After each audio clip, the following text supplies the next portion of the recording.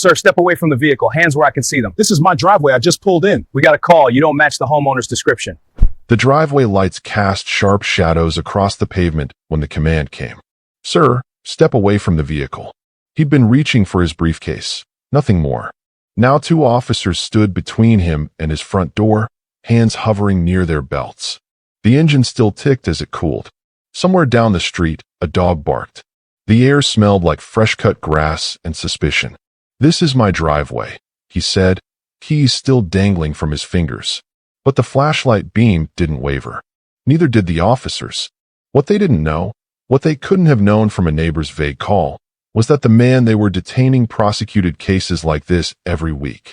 What happens when the city's top legal authority becomes the suspect? Watch to find out. The call came in at 8:17 p.m. Dispatch logged it as a welfare check, though no one was in danger. The caller, a neighbor 3 houses down, had used words like unfamiliar and doesn't belong and just seems off. There was no broken window, no alarm, no scream for help. Just a black man in a suit standing beside a silver sedan in a driveway that happened to be his own. The dispatcher asked the standard questions. Was anyone hurt? No. Was there a weapon? Not that I can see. Was there a crime in progress? Well, no, but something doesn't feel right. The neighbor's voice carried that particular blend of concern and certainty that often bypasses logic. It's the kind of call that gets flagged as low priority but still gets sent out, because feelings, however baseless, generate paperwork. 2 patrol units were rerouted. Officer Brennan, 9 years on the force, took the lead. Officer Mills, newer and quieter, rode along. They'd responded to dozens of calls like this. Suspicious person reports that dissolve into misunderstandings, forgotten packages, or someone visiting family. But protocol demanded they show up, ask questions, and file a report. What they didn't ask, what dispatch never required, was whether the caller had actually confirmed who lived at that address. By the time the cruisers rolled onto the quiet suburban street, the man had already parked. He'd loosened his tie. He'd grabbed his briefcase from the passenger seat. He was halfway to thinking about dinner when the blue lights washed over his garage door. Marcus Reed, though the officers didn't know his name yet, stood still. He'd seen this before. Not to himself, but to others. In depositions. In courtrooms. In reports that landed on his desk with phrases like officer-initiated contact and failure to comply.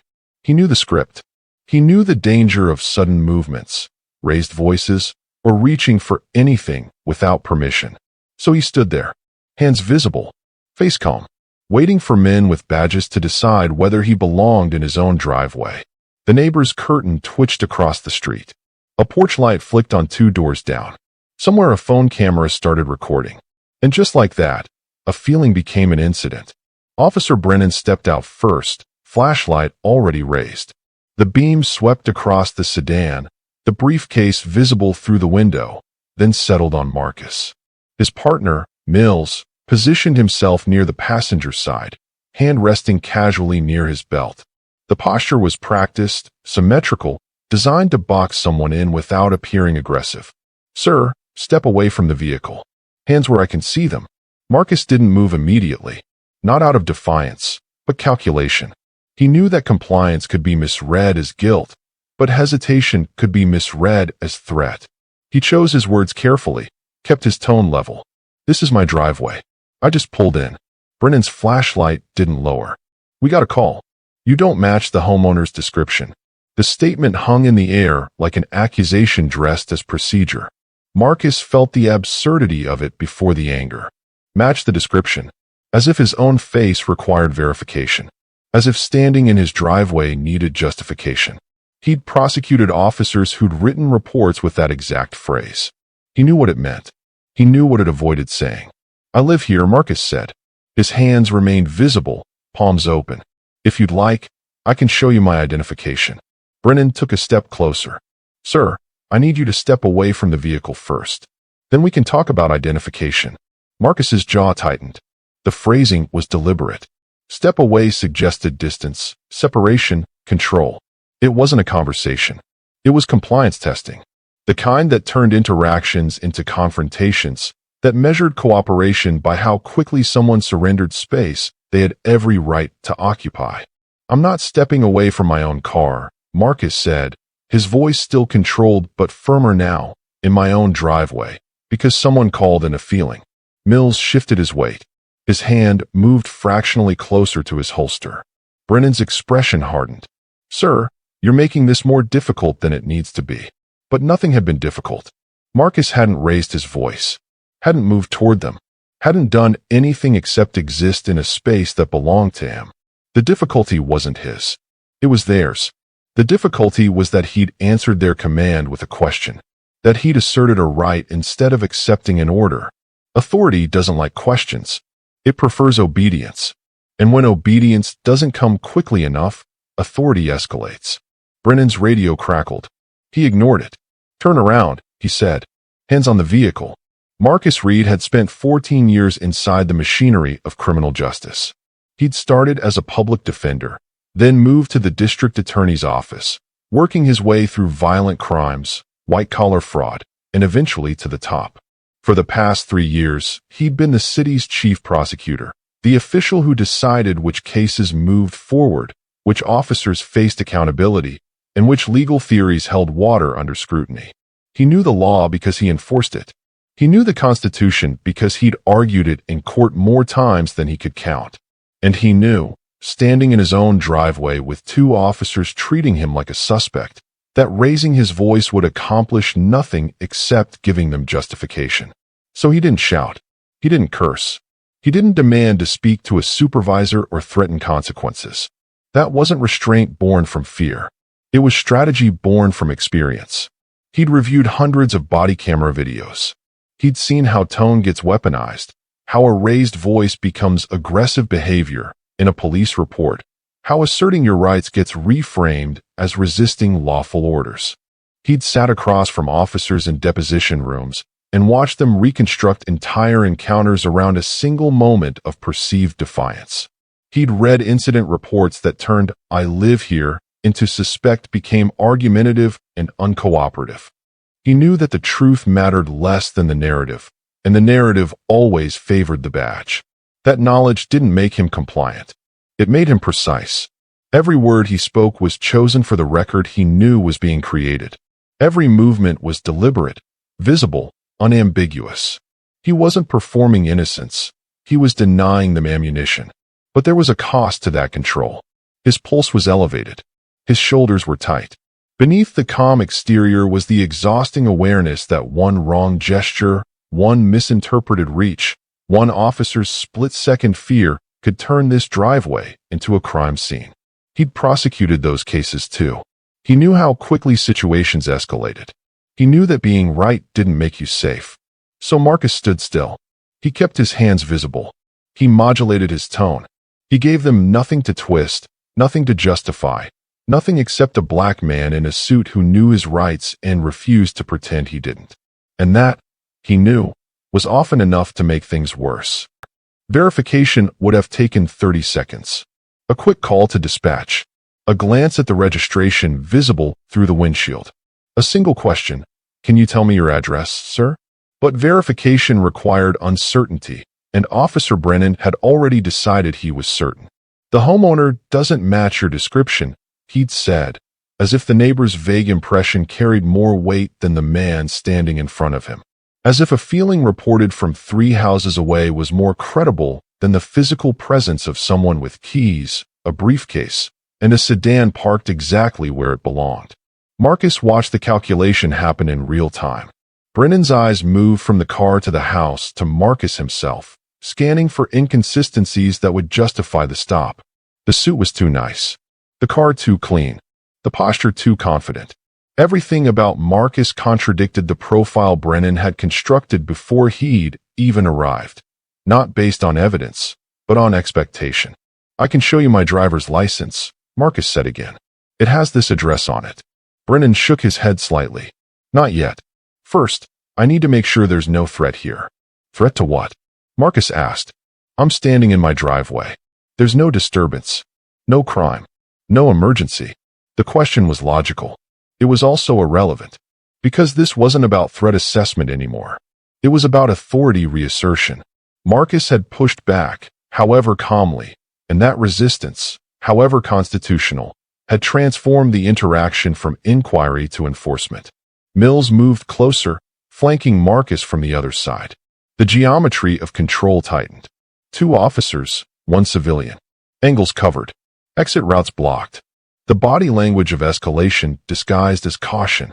"Sir, turn around and place your hands on the vehicle," Brennan repeated. His voice had shifted from request to command. "We can sort this out once you comply." But Marcus knew what compliance meant in this context. It meant handcuffs. It meant a search. It meant neighbors watching through windows as he was treated like a criminal on his own property. It meant bodycam footage that would show him face down on a car hood, even if it also showed he'd done nothing wrong. Verification could still happen. They could still check the registration, run his name, confirm residency in seconds. But they'd chosen a different path. Control first. Facts later. Assumption over confirmation. And once that choice was made, reversal became almost impossible. The first phone appeared in a second-floor window across the street. Just a faint glow behind glass, barely visible in the evening dimness. Then another, 2 houses down, held by someone standing on their front porch. Then a third, this one unmistakable, a neighbor walking slowly down the sidewalk, device raised, recording openly. Marcus saw them in his peripheral vision. He didn't turn his head, didn't acknowledge them directly, but he felt the shift. Witnesses. Documentation. The kind of evidence that couldn't be edited out of a report or summarized away in an incident narrative. Officer Brennan noticed too. His posture stiffened slightly. His hand moved from his belt to his radio, then back again. He was aware now that whatever happened next wouldn't happen in private. The driveway had become a stage. "Sir, I'm going to need you to put your hands behind your back," Brennan said, his voice louder now, projected for the cameras. Marcus kept his hands visible at his sides. "Am I under arrest?" "You're being detained for investigation." "Investigation of what crime?" Brennan's jaw clenched.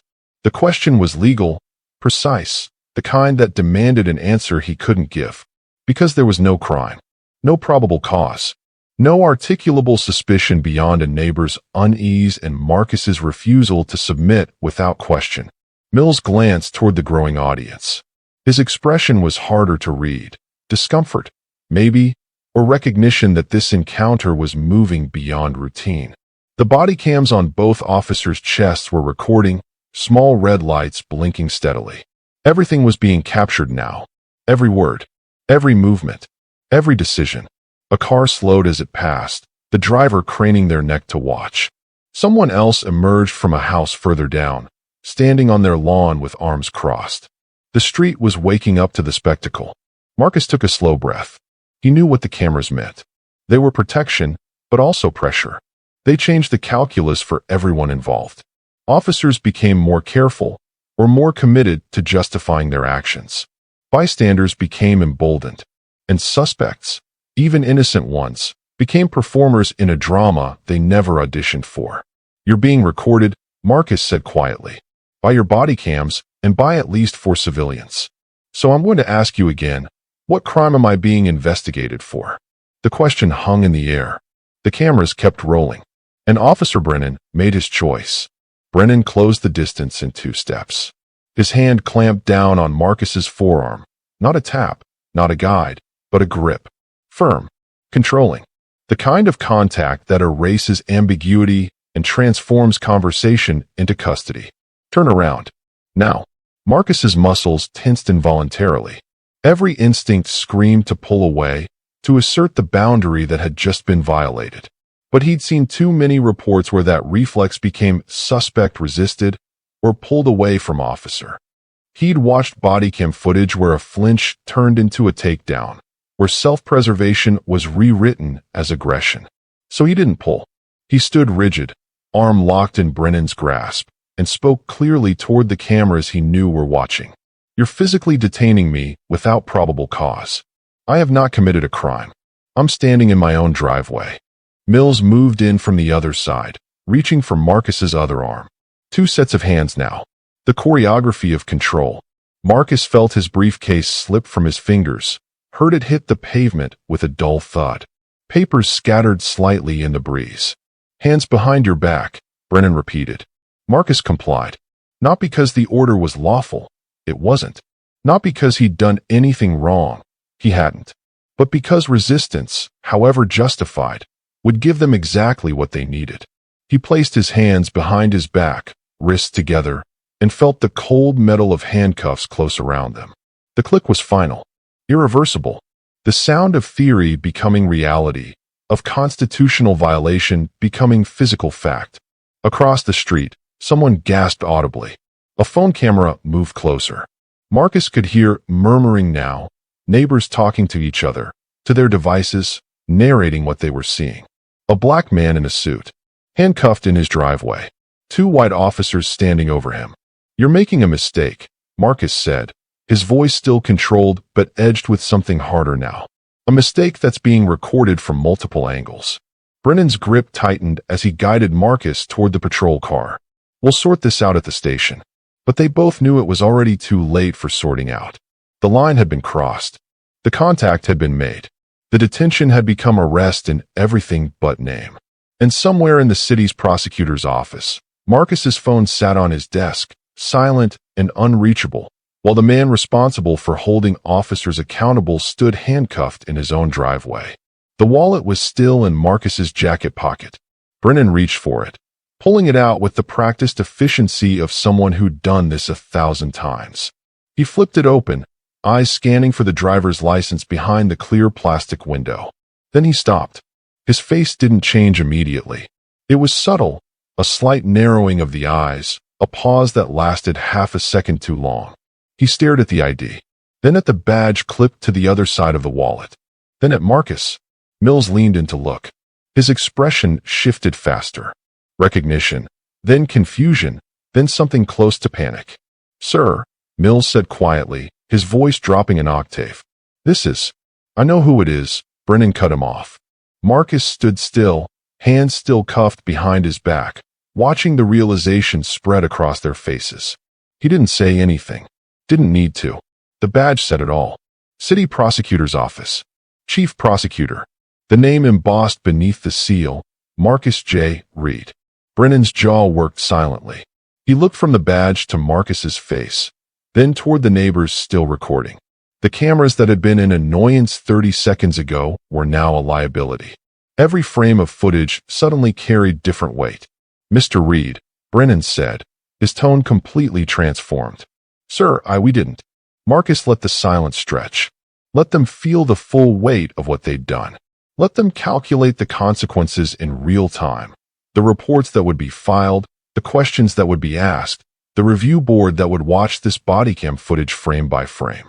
"You didn't ask," Marcus said finally. His voice was calm, almost gentle, which somehow made it worse. "You didn't verify. You didn't check registration. You didn't request identification before putting your hands on me. You assumed." Brennan's hand moved toward the handcuffs. "We can't. Let me just—" The cuffs clicked open. Marcus brought his hands forward slowly, rubbing his wrists where the metal had pressed. He could see Mills's hand trembling slightly as he stepped back, giving space that should have been given 10 minutes ago. "I need to speak with the supervisor," Brennan said into his radio, his voice tight. But the words sounded hollow. Because they all knew, officers, bystanders, cameras, that supervision was standing right in front of them. And he'd just been treated like a suspect in his own driveway. The email arrived in the mayor's inbox at 6:47 a.m., flagged urgent by 3 different staff members. Subject line, Incident Report, Chief Prosecutor Reed. By 7:15, the police chief had been summoned. By 8 o'clock, the city attorney was reviewing bodycam footage in a conference room with the blinds drawn. The video was damning. Not because it showed violence. There were no punches, no weapons drawn, no one injured. It was damning because it showed everything else. The assumption, the escalation, the refusal to verify, the hands-on detention of a man who'd committed no crime, answered every question, and identified himself clearly before being handcuffed. And it showed who that man was. Internal Affairs opened an investigation within hours. Officer Brennan was placed on administrative leave. Mills was reassigned to desk duty pending review. The language was careful, procedural, designed to suggest action without admitting fault. But everyone in City Hall understood what the footage represented, not just a mistake, but a liability. The police union released a statement by noon. Officers responded appropriately to a suspicious person call.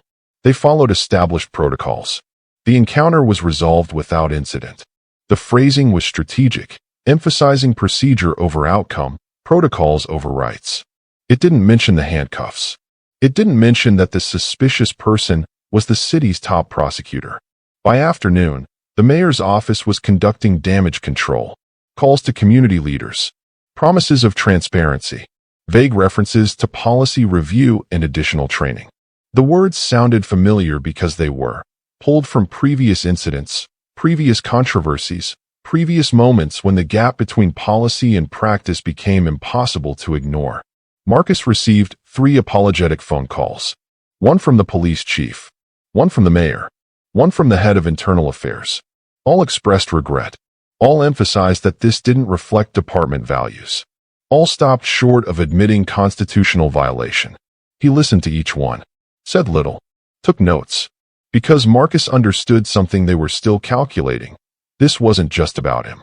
The bodycam footage and civilian recordings were already circulating. News outlets were requesting comment. Civil rights organizations were drafting statements. The incident had escaped the walls of City Hall and entered public consciousness. What happened in his driveway had become a test case. Not just for 2 officers, but for every policy, every training module, every assurance that the system could police itself.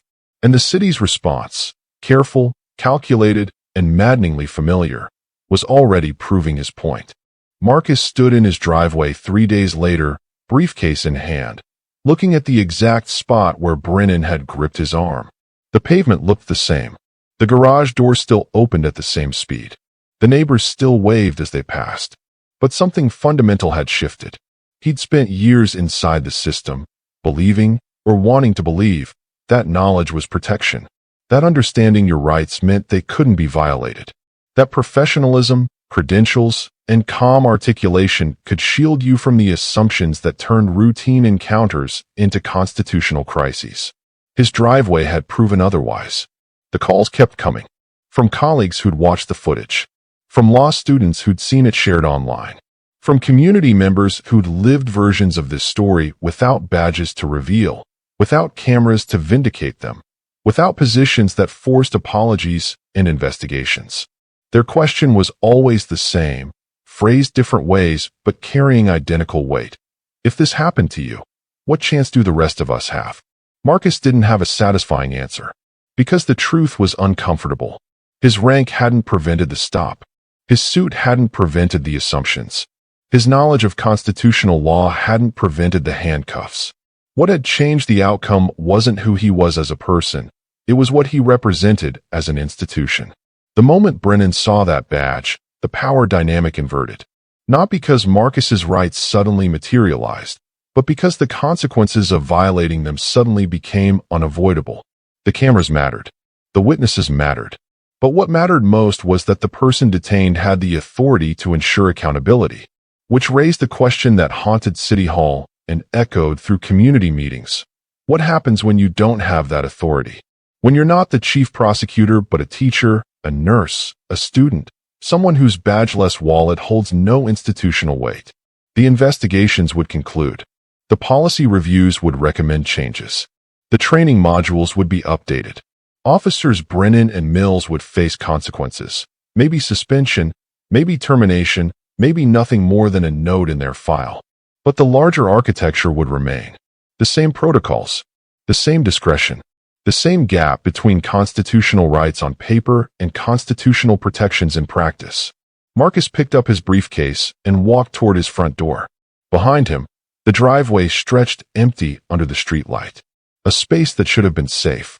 For anyone, if this story opened your eyes to how easily rights can be violated, even for those who enforce them, then it matters that more people see it.